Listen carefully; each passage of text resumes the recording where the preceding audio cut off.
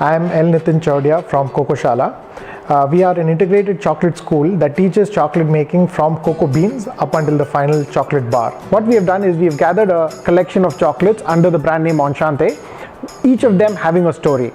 It started with a couple of travels we did in Belgium, where we understood that Indians travel to Belgium and they love chocolates that they consume there. We wanted to give the same experience to people right here in India.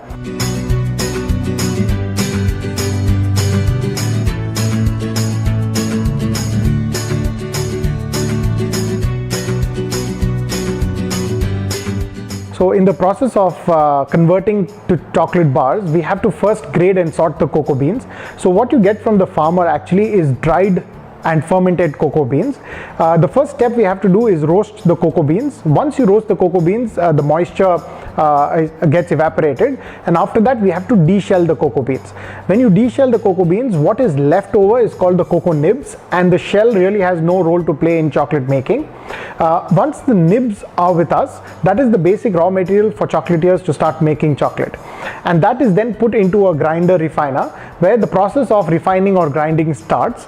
The entire process is actually 3 days before you actually get a chocolate paste or a chocolate liquor, as we refer to it. Within the 3 days, the first 8 hours is normally the refining and the grinding part. Grinding is another term used for refining.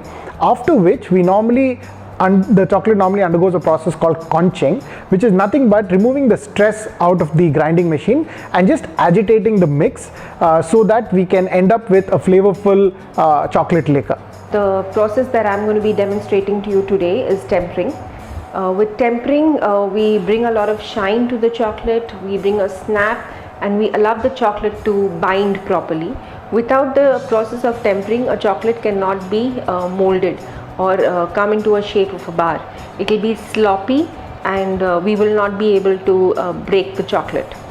So essentially in tempering, what happens is we increase the temperature to allow the chocolate to melt. Then we decrease it, so that we decrease it by agitating the chocolate so that the crystals come together, and then we again increase it to increase the working temperature of the chocolate. After this, we mold the chocolate.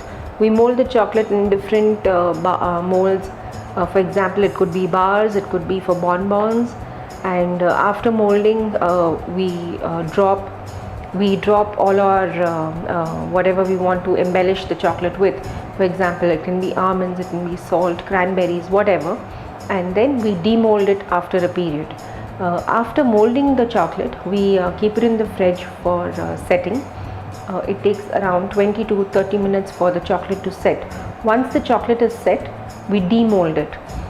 The process of demolding just takes a minute, and then we pack the chocolates and they are ready to be eaten.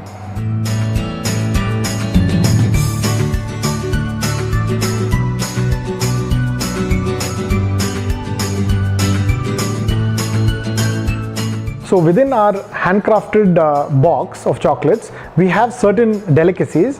One of our signature ones is the chai masala truffle. This is where we don't add chai leaves to it, no tea leaves, but we add the masalas that go into the masala chai, and we make truffles out of it using Belgian chocolates. The other one we have is a filter coffee truffle, which is original South Indian filter coffee flavor. We are a very, very proud Chennai brand based in Chennai, and we think that these flavors are flavors that people have already started appreciating. Only accessibility was a problem, so we've ensured that we now make it available for people at relevant locations for them.